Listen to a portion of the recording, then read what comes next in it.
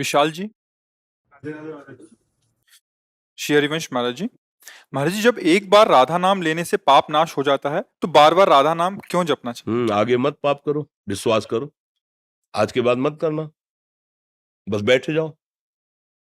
आप देखो इंद्रिया कहां जा रहे हैं। राधा, पक्का लिखित भगवत प्राप्ति हो जाएगी। और आगे वृत्तियां विषयों में नहीं जानी चाहिए, संसार में नहीं जानी चाहिए, भोगों में नहीं जानी चाहिए। बोले वो तो रोक ही नहीं सकते, तो हर वृत्ति में राधा राधा बोलो। मुरारी पादार्पित चित्त वृत्ति, समझ रहे ना? काम तो हो गया तुम्हारा, लेकिन उसके ऊपर गंदगी मत डालो। बैठ जाओ शांत होके। बैठ पाओगे? बोले नहीं। तो बोले फिर अनवरत करो, अनन्य चेता सततम, सतत स्मरण करो। अभ्यास योग युक्तेन चेतसा नान्यगामिना। ऐसा अभ्यास करो कि चित्त तुम्हारा कहीं जाए ना। तो कैसे करें? लगाओ नाम में, रूप में, लीला में, धाम में, गुरुजनों की वाणी में। समझ पा रहे हो हमारी बात? काम तो हो गया, पर शांत हो जाओ। तुम्हारा पुराना स्टॉक जितना खत्म, अब आगे उस गोदाम में को गंदा मत करो। बोले हो ही नहीं सकता, करेंगे। क्योंकि आप अभी देखो, छोड़ के देखो, एक भूत का मंत्र मिला शिष्य को, उसने सिद्ध कर लिया। भूत प्रकट हुआ, उन्होंने कहा काम बताओ। ये काम 2 मिनट में कर दिए। भूत ने कहा काम बताओ। बोले अब तो काम नहीं। बोले उठा के पटक देंगे, जान से मार देंगे। हमें सिद्ध किया, हमें हर समय काम में लगाए रखो। भागे गुरुजी के पास, गुरुजी समस्या हो गई, हम तो भूत इसलिए सिद्ध किया था कि हमारा काम कर दे। वो कह रहा काम बताओ। कितना बतावें? वो जल्दी से जल्दी कर लेता है। अब क्या करें? वो कह रहा काम नहीं बताओगे तो मार देंगे। तो बोले ठीक है, एक खंभा लकड़ी का ऐसे गाड़ दो और उसे कहो चढ़ो उतरो, और जब काम होगा तो उसे काम बता देंगे, यही काम है, चढ़ो उतरो। तुम्हें वो मार नहीं पाएगा। समझ रहे हो ना? ये मन है भूत, ये मार देगा। अगर इसे सही ढंग से नहीं लगाया ना तो तुम्हें मार देगा। क्या करे? नाम रूपी खंभा गाड़ दो, राधा राधा राधा राधा राधा राधा। अब और काम है तो लग गए माता पिता की सेवा में, गुरु की सेवा में, समाज की सेवा में, वो लगा रहेगा, मार नहीं पाएगा। और जहां फिर खाली हो, राधा राधा राधा राधा। इसलिए कह रहे हैं कि निरंतर राधा नाम जपो। समझ में आया? कोई प्रश्न इस पे? पवन कुमार जी, भोपाल से। राधे राधे महाराज जी, अंदर से वैराग्य धारण करने की तीव्र इच्छा हो रही है और अध्यात्म मार्ग में चलने का मन करता हो, परंतु समाज में कुछ ऐसी घटनाएं घट जाती हैं जिससे मन विचलित हो जाता है। उसे वैराग्य ही नहीं कहते हैं।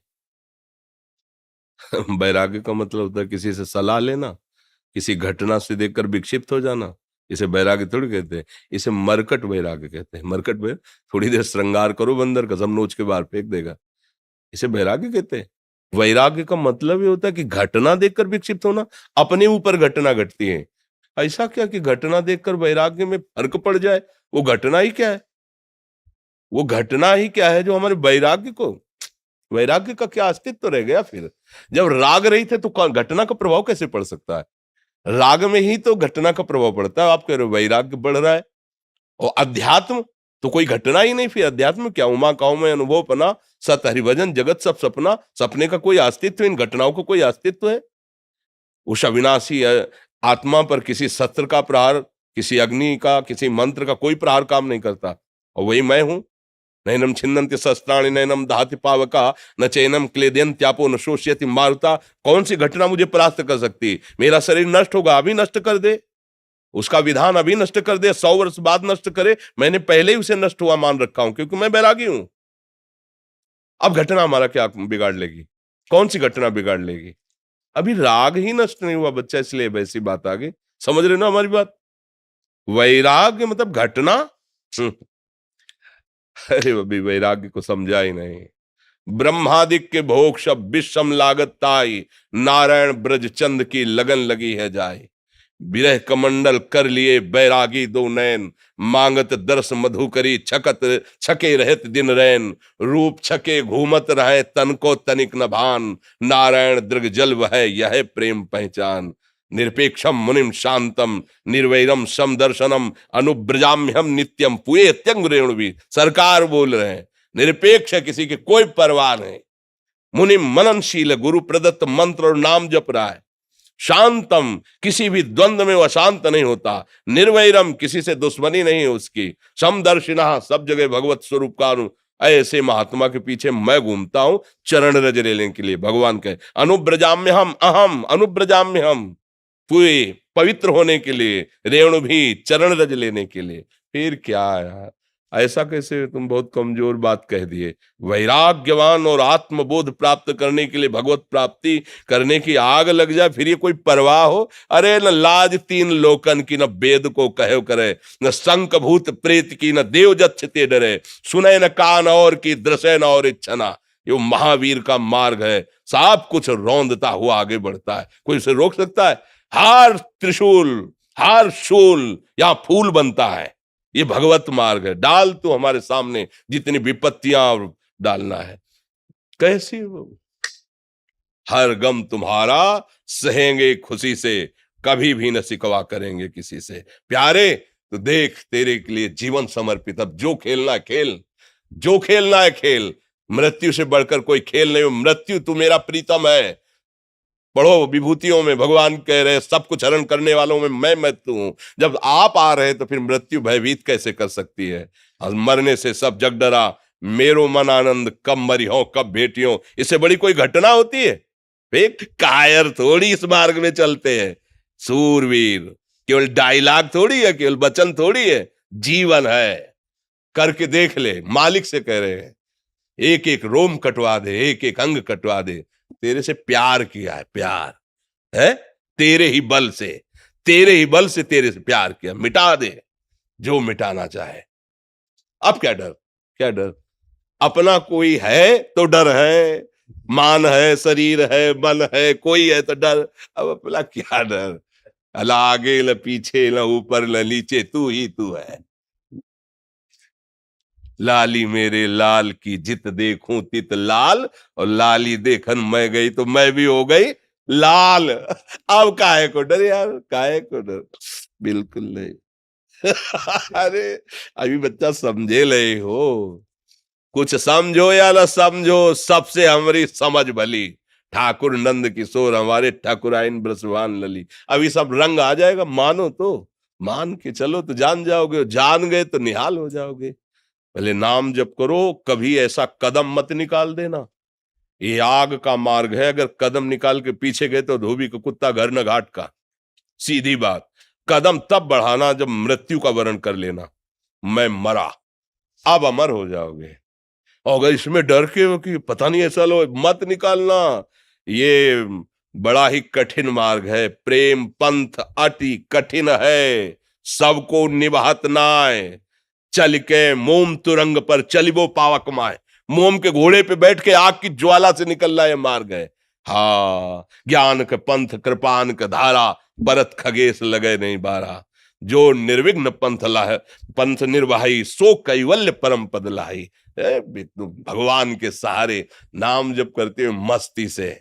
हम तो कई बार कहते हैं, ये बात समझ जाए, केवल राम मरे तो मैं मरूं, नहीं तो मरे मेरी बलाए। अविनाशी का बाल का मरे न मारा जाए। आप कौन है, समझ रहे हो? ऐसे पिता के पुत्र हो जो परम अविनाशी सच्चिदानंद है। कोई आंख तुम्हारी तरफ टेढ़ी करेगा, ऐसा कोई त्रिभुवन में पैदा नहीं हुआ। पर हम कई बार कहते हैं कि एक कांच है, ऐसे कंकड़ मारो टूट जाएगा, और एक कांच है गोली मारो तो नहीं टूटेगा। ओ बुलेट प्रूफ कैसे बना? बोले गरम ठंडा गरम ठंडा गरम ठंडा करते करते उसको इतना मजबूत कर दिया कि गोली भी नहीं। ऐसे हमारे भगवान करते हैं, कभी सम्मान, कभी अपमान, कभी निंदा, कभी तिरस्कार, कभी ये ऐसी परिस्थितियां पैदा करके हृदय को बुलेट प्रूफ कर देते हैं। द्वंद्व में मुक्ता। अब सुख दुख मान अपमान निंदा स्तुति का कोई फर्क नहीं। अब उस स्थिति को झेलने के लिए तैयार हो कि इतना गरम ठंडा किया जाएगा, उसको मजबूत करके ही छोड़ेंगे। अपने दास को भगवान ऐसा महान बना देते कि त्रिभुवन का कोई भी दुख सुख उसे परास्त न कर पाए, क्योंकि भगवान जैसे है वैसे ही भगवान का दास हो जाता है। तस्मित् तज्जने भेदा अभावात्। भगवान और भगवान के जन्म में भेद का अभाव है, अर्थात ब्रह्मविद ब्रह्मवि भवति। जो ब्रह्म को जान जाता है ब्रह्म स्वरूप हो जाता है। मुकेश कुमार गौतम जी जयपुर से। राधा वल्लभ श्री हरिवंश महाराज जी, आपके चरणों में दंडवत प्रणाम। महाराज जी, हमारी प्रीति भगवान श्री राम के चरणों में है। हम निरंतर राम नाम का जप भी करने का प्रयास करते हैं। महाराज जी, हमें आपके प्रवचनों से ही नाम जप का आदेश मिला है। महाराज जी, क्या हमें किसी राम भक्त को ही गुरु रूप से वर्ण करना चाहिए? कृपया मार्गदर्शन करें। देखो, गुरु हमारे हृदय का विषय होता है। अगर हम कंठी और तिलक बंधवाना मात्र गुरु समझे तो मुझे लगता है कि मुझे भूल होगी।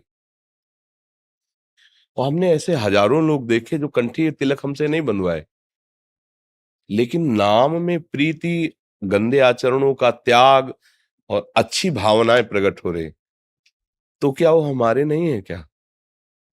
क्या कंठी तिलक बंधाने से केवल हमारा होता है क्या? आप हमारी बात समझ गए? अब कौन सी ऐसी बात है जो तुम्हें सत्संग में ना मिलती हो? कोई ऐसी बात है जो सत्संग में ना मिलती हो? मिल रही ना? बस आप चाहे यहीं से बोला जाता है राम जपो, कृष्ण जपो, हरि जपो, शिव जपो। अभी तो कई महीनों से चल रहा है, रघुनाथ जी का ही चरित्र चल रहा है सुबह प्रातः सत्संग में।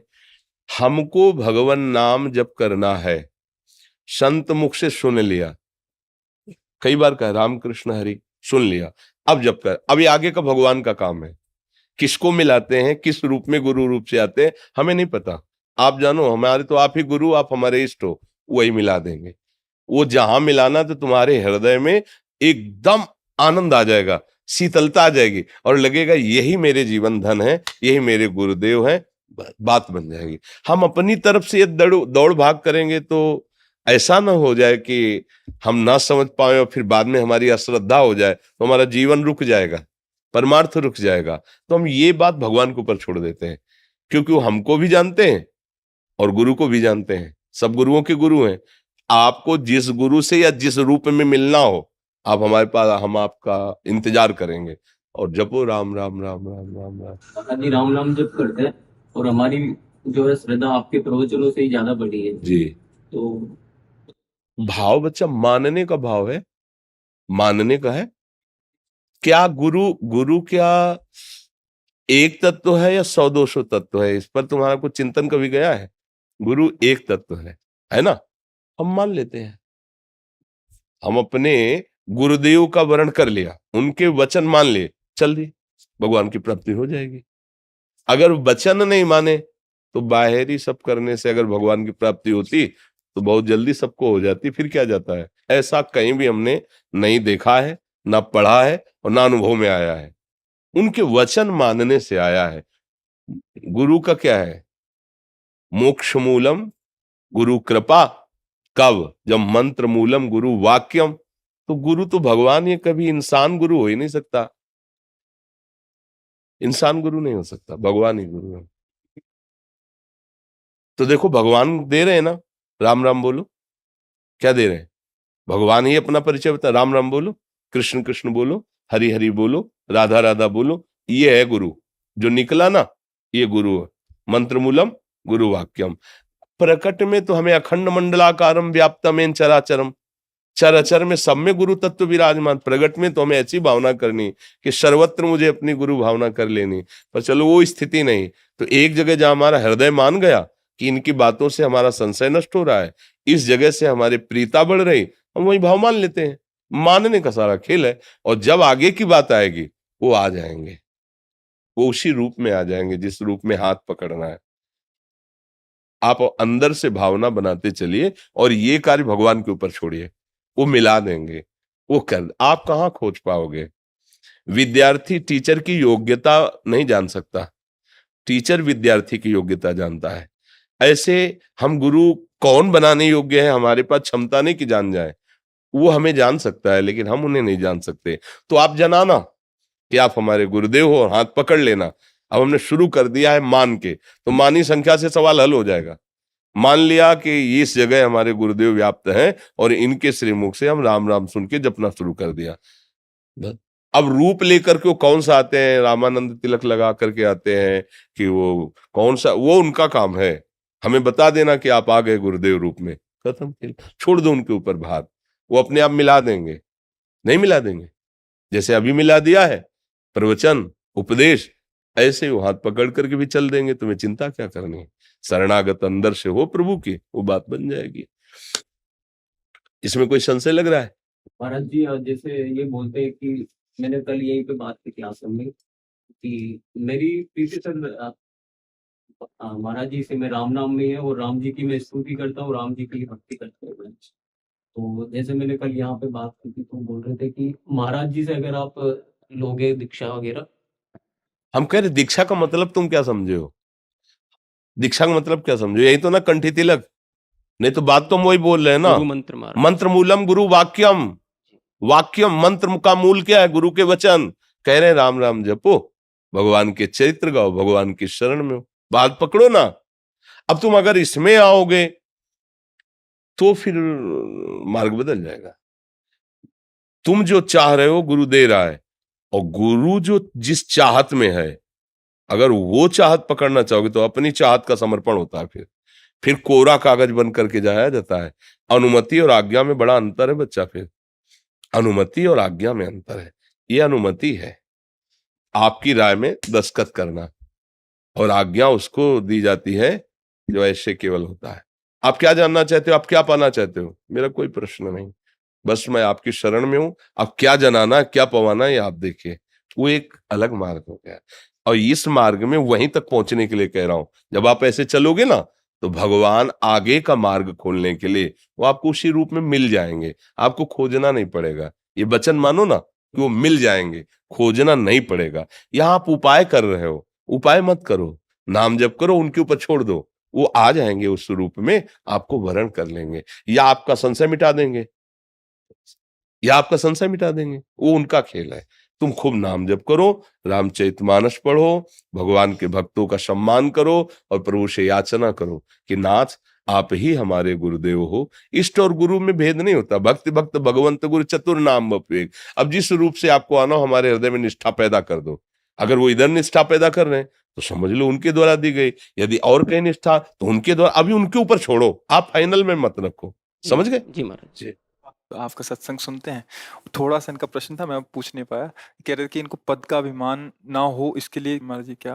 हाँ, देखो, अगर हम कोई साधना भी करते हैं, सूक्ष्मता से समझना, तो अहंकार ऐसी वस्तु होती है कि उसमें वो जाकर के अपने आप पुष्ट कर देता है। जैसे कि हम 10 वर्ष फलाहार रहे, तो दूसरों का अच्छा भोजन देखकर, खाते देखकर अन्नादि हमें गर्व होगा। मैं 10 वर्ष से फलाहार हूं, उनके प्रति लघुता आएगी।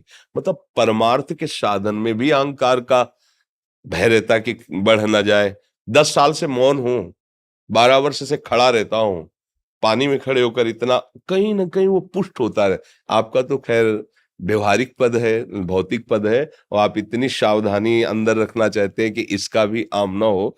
तो इस अहम को शून्य करने के लिए भगवान का आश्रय ही है, वो सबसे बड़े हैं। जैसे विचार करके देखो तो जितने भी ब्रह्मादि के भी पद हैं, वो सब भगवान के चरणों में झुकते हैं ना।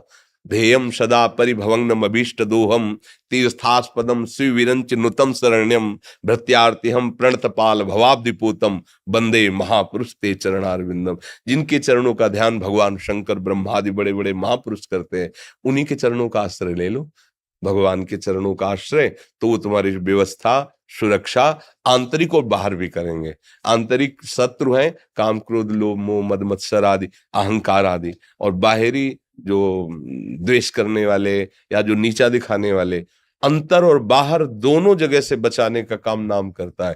गोस्वामी जी कह रहे हैं राम नाम मणि दीप धर जी है देहरी द्वार तुलसी भीतर बाहरो जो चाह। तो भगवान के शरण में होकर नाम जप करो, कभी कोई बाल बांका ना अंदर का शत्रु कर सकता है ना बाहर का कर सकता है। पर हमें बहुत अच्छा लगा कि आप इतने सावधान हैं आंतरिक के लिए।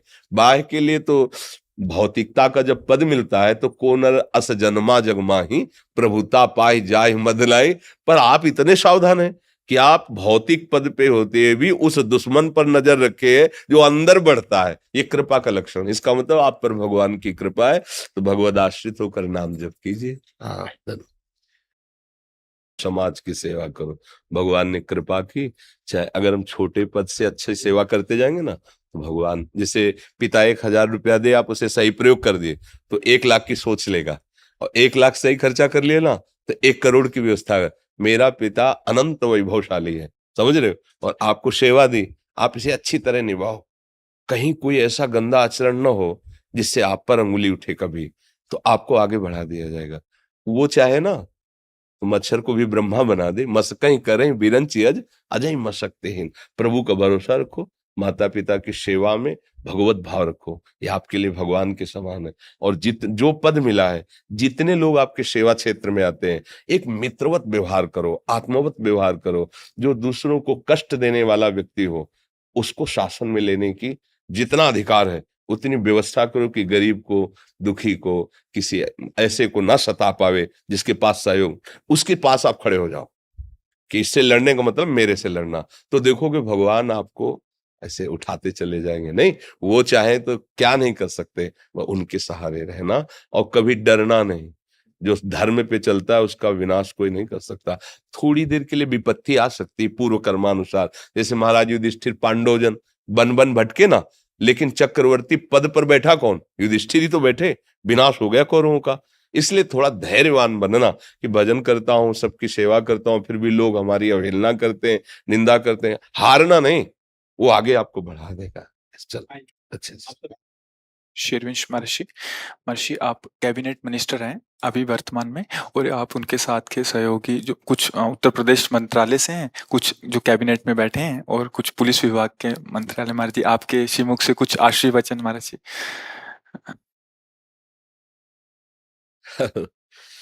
देखो, भारत सदैव भागवत धर्म से युक्त देश रहा है।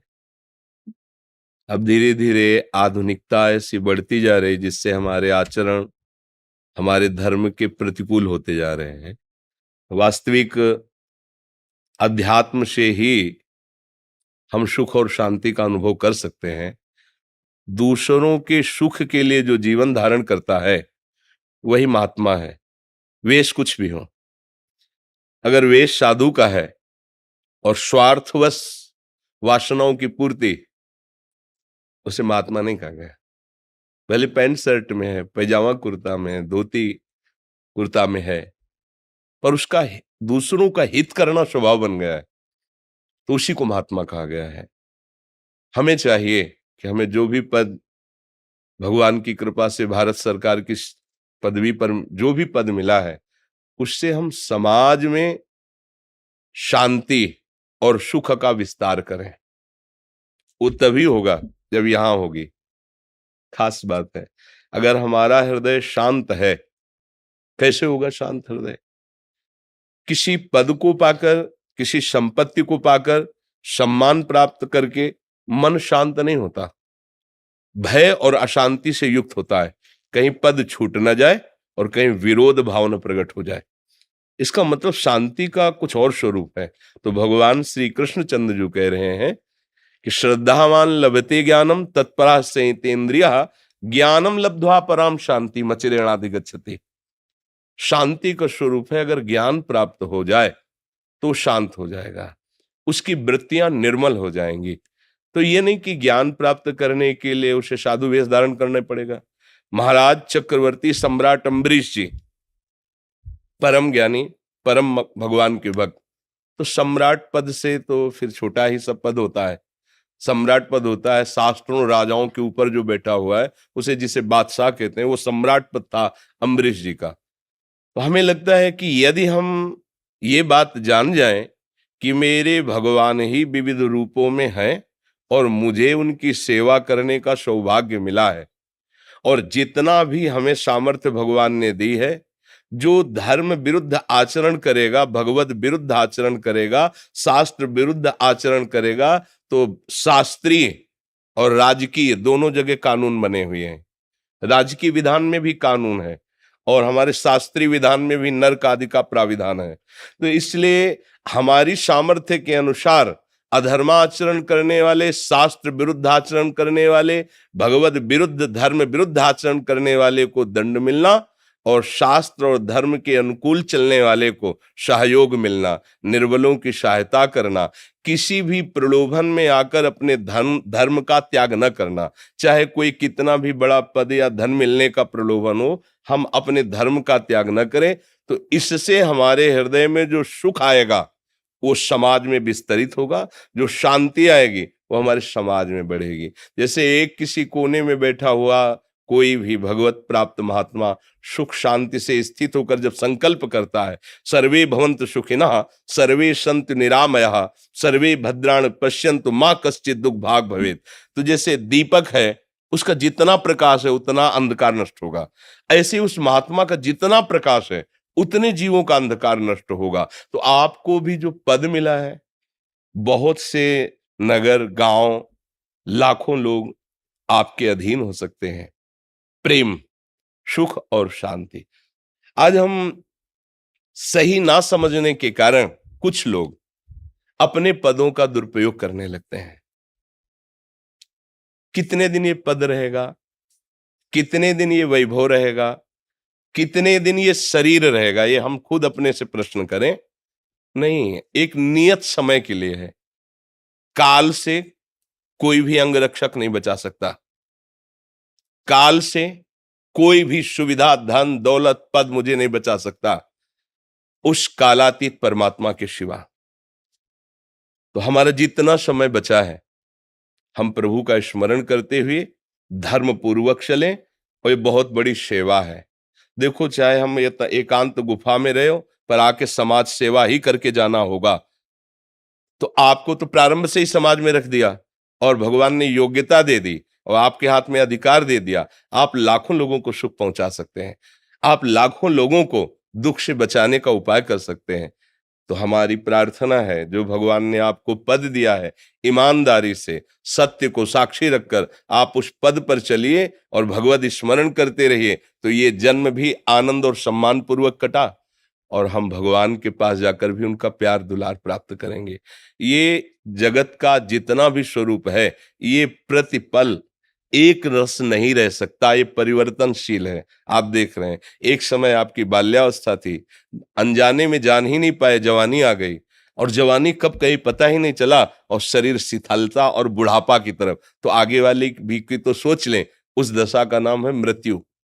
जैसे बाल्यावस्था, यौवन अवस्था, जरावस्था, तो फिर मृत्यु अवस्था है। मृत्यु के बाद का हमारा परिणाम, ये हमारी खेती है जो हम कर रहे हैं, वो हमें भोगना हो। अवश्य में भोक्तव्यम कृतम कर्म शुभाशुभम। जो पदों में बैठ करके खूब मनमानी आचरण करते हैं, तो भगवान ने उन्हें उनके सुकृत के अनुसार सौभाग्य दिया कि समाज रूपी नारायण की सेवा कर लो, और अगर वो उससे चूक गए तो फिर ये दुर्लभ देह और ये बहुत ही माननीय पद ये हमारे किस काम में आए। इसलिए हमारी दैन्य भाव से प्रार्थना है, आप सब जो जिस पद में हो, सत्यता और ईमानदारी से भगवत प्रसन्नता के लिए करोगे तो है सांसारिक कार्य, पर इससे आपको भगवत प्रसन्नता प्राप्त हो जाएगी, भगवत प्राप्ति हो जाएगी। अम्बरीश जी को पता नहीं था कि मेरी रक्षा में सुदर्शन चक्र है। जब दुर्वासा जी अपने तपस्या के अभिमान में आकर के उनकी परीक्षा के लिए गए और कृत्या प्रकट की, मंत्र से मारण का प्रयोग किया, तो सुदर्शन चक्र जी प्रकट हो गए।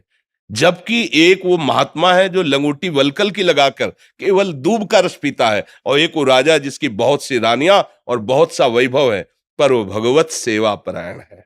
खास बात, अम्बरीश जी जगत को भगवान की सेवा मानकर राजपद पर बैठ, तो सुदर्शन चक्र उनकी रक्षा में है। काल भी उसे परास्त नहीं कर सकता जिस पर हरि का वरद हस्त है। मुझे चाहिए कि मेरा जीवन ये तो लाभमय हो ही, और मेरा मरण भी महोत्सव बन जाए। जैसे हमें अभी कहीं विदेश जाना हो और मुझे कोई ना परिचय हो और तुरंत मुझे देश से निकाला जाए, अब कैसा लगेगा?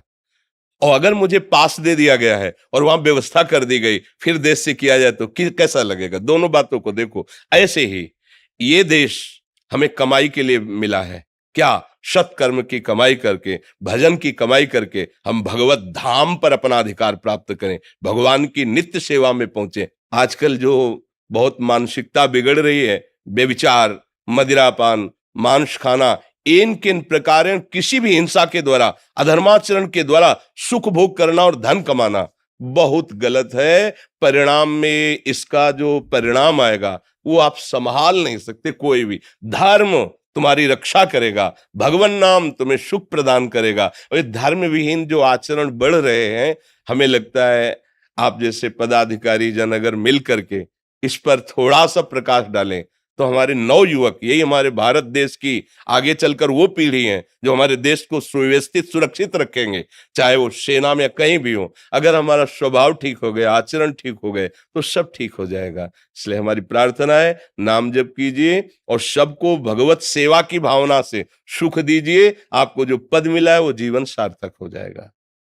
और हम चाहते भी हैं हृदय से कि आपका स्वागत करें, पर एक तो भिक्षुक हैं और दूसरी बात ये है कि जब कोई गरीब जन ऐसे आते हैं और देखते हैं कि बड़े जनों को दुपट्टा मिला, माला मिला, और वो जब रो के हमसे कह देते कि महाराज जी मुझे क्यों नहीं, तब मुझे लगता है एक स्थान तो ऐसा होना चाहिए जहां सबको बराबर प्यार मिलना चाहिए। आपको तो सब जगह सम्मान मिलता है क्योंकि वो है आपका अधिकार, लेकिन वो आदमी जो एक गरीब आदमी आ रहा है, वो जब बाहर खड़ा लाइन में देखता है कि ये लोग तो सब दुपट्टा और हमको 1 मिनट खड़े नहीं होना दे, देखा और निकाल दे, तो इसलिए एक दिन नियम ले लिया था कि हम किसी को कोई भी बाहरी स्वागत, हृदय से हम आपका स्वागत करते हैं और हमारे वचन ही आपके लिए, ये जो आप आए हैं ये हमारी लाडली जो से कृपा से आए हैं।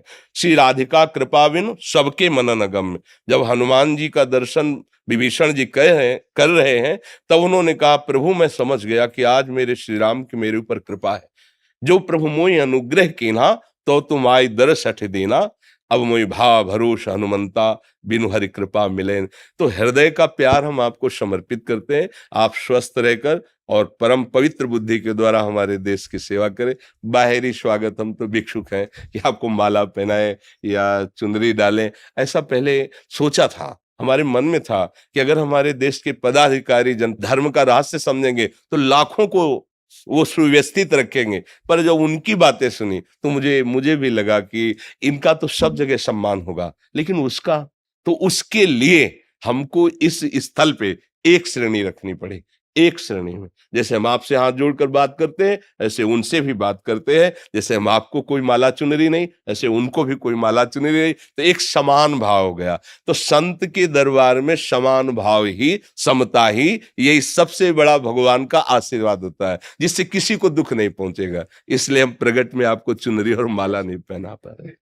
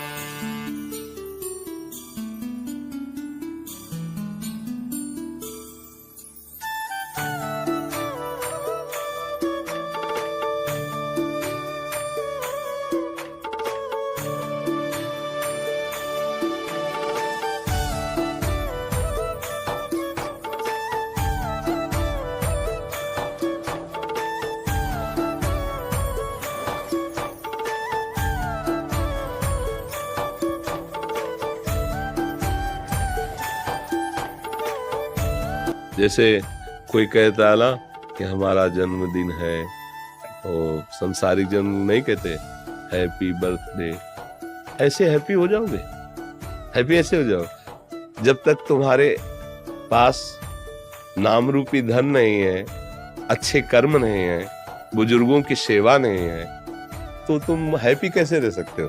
कहने से हो जाएगा? बोले हैप्पी बर्थडे तो ऐसे हो जाएगा हैप्पी?